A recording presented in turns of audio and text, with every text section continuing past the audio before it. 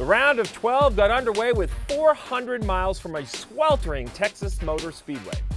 On this episode of NASCAR Inside the Race, Todd and I will take a closer look at how it was William Byron and not Kyle Larson to deliver win number 300 to Hendrick Motorsports. We're also going to show why contact on pit road between teammates ended Ty Gibbs' day, but barely slowed the 11's effort. And with all the chaos at Texas, Todd and I will go inside the numbers and take a look at how the playoff standings stack up heading to Talladega. William Byron is going to win at Texas. He's into the round of 8. Woo! 300! 34! Moving on to round 8! Hell yeah!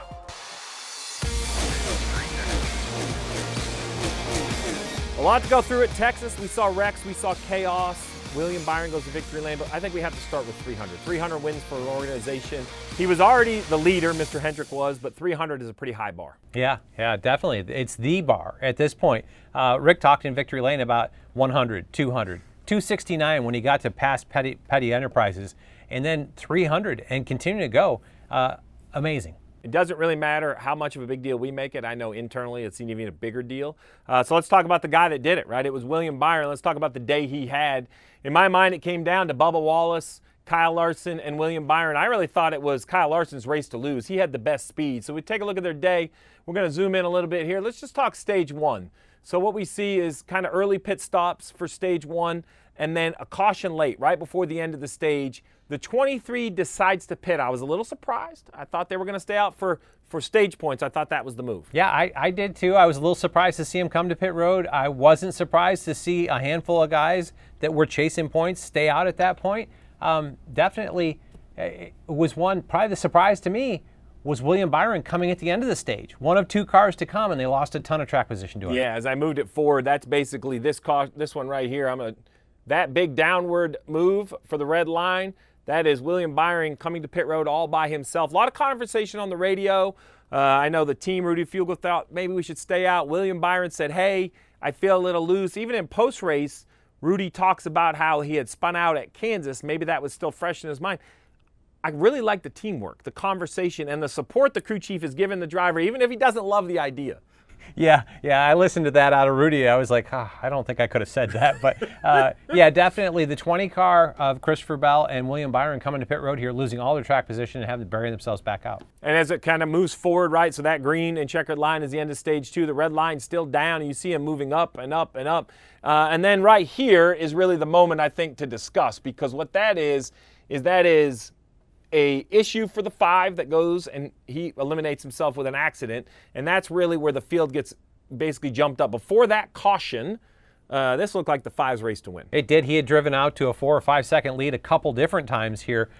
He was just he was head and shoulders above the rest of the field and showed it at that point. Just a restart here, and uncomfortable situation for Kyle. Well, let's remind everybody kind of what happens. Bubba Wallace, Kyle Larson, this almost looks like a race from years ago. The bottom car loses side force, around he goes. Huge impact, and you see how much it spins around. Before we get into this, though, I want to listen to Larson, because he comments in almost a little bit of bewilderment on what happens to the 5 car. Let's check it out. I tried to open up. I was trying to have my shape into one, and with these cars compared to the old ones, you don't really get sucked around like that. So I wasn't really expecting it, and thought that I would be fine. And we just went in there side by side, and I lost it really quickly and crashed. So he goes on, he thanks his team, he congratulates William Byron. So what he's talking about is, we see it in trucks, see it in Xfinity, we saw it in the old Cup car, the guy at the bottom, side force, like leaning on that thing. When you turn in there, it's gone and it spins out. With this car, we've seen it kind of go in and go straight. What's different about this one? Why do you think this one spins out versus kind of gets that arrow tight? Well, there's a couple things here. I think he drives in pretty deep. I think early in this entry, you see the car kind of yaw. He's a little free. Right about here, it's starting to cause that rotation. And at this point, Bubba's nose is lined up with his. He's got if you drive deep into the corner, if you can get yourself where the nose is to the door, you almost create that bubble of air in front of the nose, creates a little security for you. He doesn't get to that point, and I think Bubba puts him in a vulnerable position. So I have a theory. I want to test my theory. The 5 car was the best car by a mile. No offense to everyone else. It wasn't close. It was. everyone wants to know how you do that. And I don't know how they did it. But my question is, do you think that Cliff Daniels has found something about this next-gen car, some sort of balance, aero location, pitch angle, whatever it may be, that makes the car stand out on speed? But is that what we're seeing? Is this a result of a setup? I guess that's my question. Is this flat turn 1 and 2, or is this a result of a setup? Just because Larson could say whatever he wants, but we've seen a lot of guys side by side, and the bottom guy seems to get tight. Why does it spin out this time? I think Larson's that close to that edge. I think, when you look at these guys, Kyle Larson on long runs, if he builds off anywhere, he builds off too loose. He's pretty free already, so anything that could add a little bit of rotation to his car is going to put him vulnerable. So I asked Jeff Burton this, and his idea was, and he obviously knows as a driver who has a lot of success at Texas, he thinks the reason's all right here. He believes that in turn 3 at Texas, you drive in there in this same situation with Larson inside of Bubba Wallace. He feels like Larson goes in, gets aero tight, chases the 23 up side by side. His opinion is, and Larson kind of alluded to it, well, I opened up my, and he stopped talking. Like he either didn't want to tell everybody or was still processing it. So Burton feels like you turn into this very flat corner.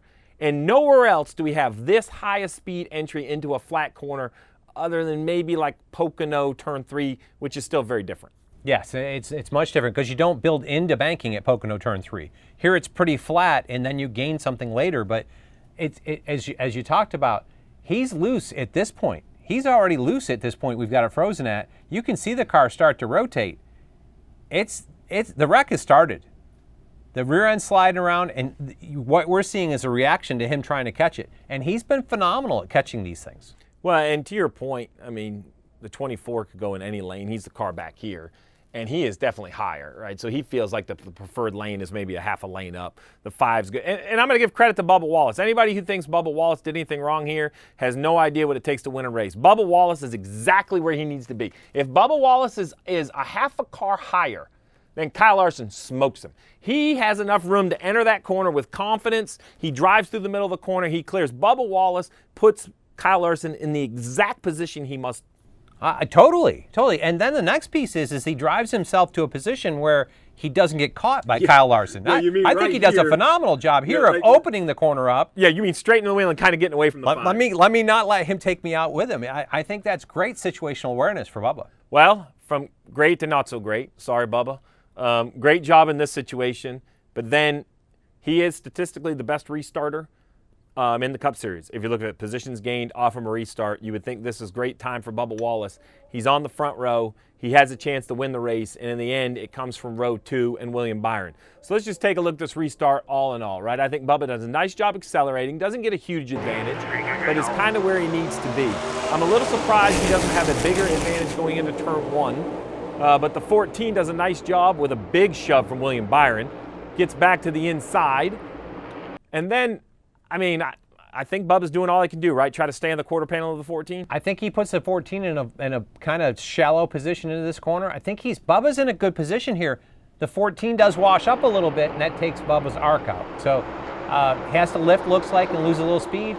Puts him in a position where William Byron makes an aggressive move to go 3 wide to the bottom. All right, this is the move I think Bubba Wallace would want back. In my opinion, when I analyze it, this is what Bubba talks about in his interview where he talks about his line into 3. It's right here. Bubba Wallace is all the way up against the wall.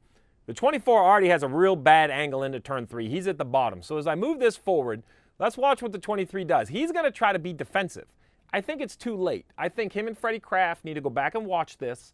Look, I'm not blaming anyone, but this is what wins races. I think Bubba needed to realize with information from Freddie that there was nothing he was going to do to stop the 24's momentum. It was all about his corner. Yes, yeah, and this is one of those things of racing for wins repetitively. You learn this. He comes down to try to block the 24. He doesn't have room to get in front of him, and he takes his arc into the corner away and puts himself in as bad an entry position as Wiley.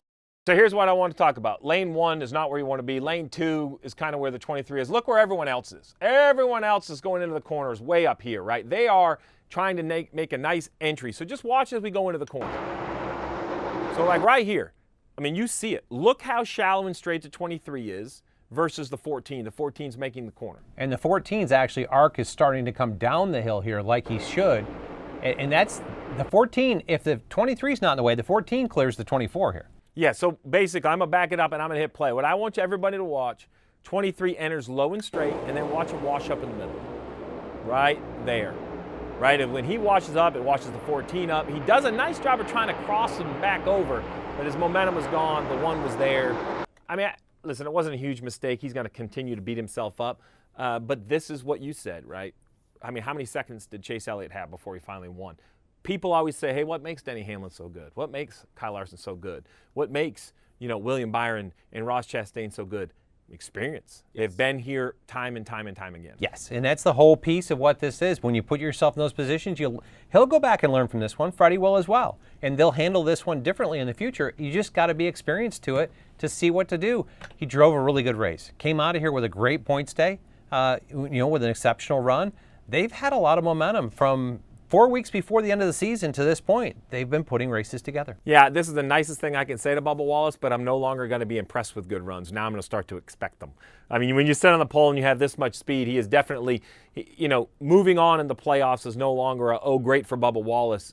He's kind of jumped that fence now as this is what the fan base should start to expect because he's proven he can do it. I will say that this year you've got to just take the exception because he resets to 3,000 points and points deficit. So if he can dig himself out of the hole this round, it'll be great to see him move on. That is an accomplishment. The driver we haven't talked about is Denny Hamlin. Denny Hamlin, I thought, had a car that could win the race at times, got a little damage on pit road, but then in the end I thought it was a two-tire call, lost some track position. I'm going to focus on the damage on pit road. What do you make of this? I'll be honest, on air I said, I don't know what I'm seeing here because you see the 54 leaving, the 11 comes out, hits the 54. That's kind of normal, but watch it from this angle. I'm going to stop it. This is what caught my attention. So let's talk about, we have, what is this, Chastain, Larson, and the other cars in the outside lane. We have Brad, who is definitely shading down a little bit right here. This is Brad. And then this is the 54. He's a full car width off from Chastain. Yes. And I think this is my take. Haven't talked to Ty about this situation, but getting your pit road speed by your dash in a Cup car is harder than it is an Xfinity car. Okay, harder why? Because the dash has so many things displayed on it, there's a latency. There's almost a delay to how the lights work, so you almost have to anticipate them, which forces a driver. When we first went to this EFI piece, guys had a lot of speeding penalties. The old tacks, they were like So you're telling me that the needle on the Xfinity is more connected to your foot. You move your foot, the needle moves. Yes. Like being on that Zoom call when your stuff's breaking up. Exactly, and that's just part of, there's so many pieces in the ECU channel so I think he's focused on his dash at this point, and it looks like it because he's actually moving to the left. Yeah, so if you look at the white dotted line, I'm going to hit play and go full speed. Look at the white dotted line right on the right edge of the car. So I know it happens really quick, and we're going to slow it down. He's not trying to run into his teammate. It's a catch-22. Is it Denny Hamlin's responsibility to pull safely onto pit road? Yes. Is he going to wait for traffic to clear? No chance. And let's not forget, look at what's in front of Denny Hamlin. Right? I'm going to go all the way back because I think this shows it the best. It's a little cluttery right here. Let's go all the way back. All right, right here. Yeah, he left room for the tire changer of the two cars. So I mean, look what he has. He has the two of Austin Cindric still in the lead lap, goes around him. Denny has to pull out. No offense to the 54. I want Denny focused on the pit crew member, not the car coming. Let's make sure we clear the human beings first, and Denny does a nice job getting it pointed out. And as a crew chief, I'm on the box saying 2 outside. If I tell him 3 outside, then he's got to anticipate this, but there's 2 cars outside, but there's 3 cars worth of area because there's a whole car width between the 54 and 1. So if you look right here, the 11, his wheels are turned left. You can see the back of the right front tire out. He's turned right. Now he's turned back to the left, probably gassing it up to kick the back of the car over. And what he needs is, the one's fine, he needs the 54 all the way back here to see he's coming out. And he needs the 54 to start blending right. And this is where we both think that Ty Gibbs is down in the dash. I do. And it's tough to keep these cars at pit road speed and get that, that last half a mile an hour out of them without being down in the dash, but it's something you have to learn. He's a rookie. I mean, he's a rookie learning a new situation here with these Cup cars. Well, the rookie gets the worst of the wear here because the rookie goes to the garage day over. Denny Hamlin comes off from pit road. Now I want to talk about this because this is a big conversation. My generation, your generation, this is bad damage and a great opportunity because the right side of this car from here, this right here, is basically like a sail. And we want that to be as flat or flared out as possible. We want the air pushing against the side of this car. The more it pushes on that right rear, the more grip we have, the better that crutches you lean against. You and I would dream of this damage early in the race because we would make it not just new, but better than new. Yes, with the Gen 6 car, a lot of what happened with these cars, all of the downforce that happened underneath the car was this area right here. That area, you wanted angle coming to that. If you had angle coming to that, then the air was coming out from under the car, creating a vacuum under it. That's what made your downforce. The next gen car, the whole bottom's a carbon floor. The downforce is made by what actually comes underneath the splitter here and goes all the way to the back and gets the diffuser. Really, this area around the wheel opening is not. It's nowhere. It's numb compared to what we used to see. So we had a lot of conversation on broadcast about this because, first of all, there was only a one-lap sprint to the end of the stage. That was great for the 11 and Chris Gabehart to get a little practice and say, how was it? Well, I don't know. It felt pretty good. So they stuck with it. I mean, I don't know what you do other than put some tape to help the drag. I do think it's draggy, but the fact that the downforce is made underneath the car, I don't think this hurt its efficiency much at all. Now, listen, if it hits that right rear wheel, this would be a completely different conversation. If it hits the quarter panel behind the right rear tire and slows that air down coming off the diffuser, also another conversation. Or if it hits in the front of this, I'm worried about my exhaust, which is right here coming out. Because I have had that collapse. It takes power away. But with where it hit behind the jack post in front of the tire, I think a numb hit for the 11 car. To your point, a little bit of drag added to it, but I don't think there's any downforce lost here. So let's pull them up. Oh, where should we start? Let's start with the easy ones. William Byron, check, win, and he's through. I hate to say this is an easy one. Kyle Busch didn't even know what happened to him, so we'll check that one off and just say a bad day. Is it fair to say I'm not sure what happened either? If he doesn't know, if Kyle Busch doesn't in this interview, I don't think either one of us does.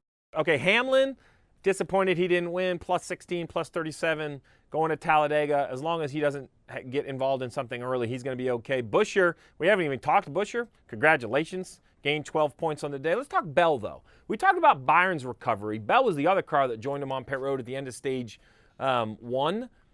Recovered, finished decent, finished inside the top 10. Disappointed with his speed. Another day of a bad pit stop to start the day for Bell. What do you make of the 20? Yeah, I thought decent recovery out of this team because they put themselves in a position, as you talked about, slow pit stop to start with, lost 4 or 5 spots. Decided they were the other car that at the end of stage 1 decided to pit and lost a ton of track position there and worked their way back into the point where they could fight a little bit, and they stayed out from 211, the stop at 211, they stayed out to the end, cycling forward the next 2 cautions and got themselves to a point where they could battle and make themselves a positive day. Not as bad as round 1 for Martin Truex Jr., but another race that just wasn't what they were looking for. They got run over at the end of the stage, might have hurt the diffuser, but in the end, only lost 6 points. I think I'm waiting to see the 19 that we had during the regular season. That's really my point for Truex. Yeah, me too, and I don't know that we'll see that out of this round. I just don't, You mean with Talladega and the Roval? Yes. Yeah, Talladega and the Roval I don't think are places that Martin's been good at times, but I just don't know that we'll see it, but he's still plus 19. I think he can carry that through. Let's start glass half full. Ross Chastain, great speed, plus 15. Brad Keselowski, much like the 17, just another blue-collar day for RFK. 11 points. He's looking pretty good. Bubba Wallace, everybody's going to think this is a glass half empty performance. I disagree. Everybody can focus on the race he didn't win. If I'm Booty Barker, I'm saying, buddy, we came in last at minus 14. Now we're only minus 2. We are right back in this after a track that other drivers might have overlooked us. And he's a really good speedway racer. I would build into that as well, that Bubba and that 23 team have done a great job. I think this is a half-full situation. And they're kind of playing with house money because I don't think everybody expects him to be in contention to go to the round of 8. I think the most important thing for Bubba is I'm going to say, hey, man, let's not worry about the Roval. Let's not get ahead of ourselves. I know road courses are not your thing. You did fine in the regular season. Let's just go race Talladega first. Don't get ahead of ourselves. Well, and likewise, you go back to Watkins Glen. He talked about what it was going to be. They had a solid day they put together. They've got something to look back to when they get to that, but they've got Talladega. It's a great opportunity in front of them, and Bubba's done a great job with them. Well, it can't be positive for all. Which one do you want to start with, Larson, Reddick, or let's talk about Larson. I don't want to criticize a guy trying to win a race. It ended up hurting. He's right at the cut line. He doesn't finish a lot of speedway races. So I'm not saying that Texas might not be the difference maker, but I'll be honest. I'm not going to criticize. Trophies are too hard to get. You got a chance to win the race, win the race. I don't like racing for points when you think you can go to victory lane. Well, here's the next piece is that he's not the points leader when we reset. So going and getting those 5 bonus points for a win, that's going to help him if and when he makes it through this round to the round of 8. You still got somebody in points that can make it to the final 4. You want to start padding that position. You want to take yourself. He's in a position where he was the best car. He was racing the guy that was pretty good. Mm-hmm. He wanted to get himself in front of it, made a mistake, but even Rick said, I'd rather pull the reins back than have to push it forward. I love the aggressiveness. Tyler Reddick did a nice job, so I don't know what to say about the 45's day. They got some track position. They got caught on a green flag cycle. I truly think that is bad luck. The big difference is then they just multiply that or bring that forward into a wreck, drives into the wall off turn 4. I know it's hard. I'm not saying it was easy, but it's still a mistake of a talent like Tyler Reddick. You just have to get this thing to the finish. You can't have an accident and give up points. Blaney, much the same. Almost the inverse. Bad car, great pit calls, then speeding on pit road, puts himself in the back, and then he also gets caught up in the same wreck. Yeah, kudos to Jonathan Hassler. I thought, you and I talked a little off camera, but they were buried out of qualifying, I think mid to late 20s. And really, they drove forward a little bit. Hassler made a couple really aggressive calls, got him out there, left him out there, got him forward. They ran the middle part of this race, top 7, all of it, kind of hung there till the speeding penalty, and that buried him back and put him where he was vulnerable to Tyler Reddick and, getting in the wall. All right, simple question. Is anyone in a must-win? With Talladega, I can't say anybody. I can't say we know that. There's too many opportunities for this to all get turned upside down this weekend at Talladega. When we come out of Talladega, I think we can make that call going to Roval. So I might be the unpopular one, but I'm going to make sure we go there and race with offense, not defense. I get caught out in a lot of wrecks trying to not get in a wreck. But I agree. If you leave Talladega not in a must-win, it's almost mission accomplished. Go to the Roval and try to score some points there. But either way, the round of 12 continues. 2 o'clock on NBC, the Yellowwood 500 from the high banks of Talladega, the largest oval on the NASCAR circuit.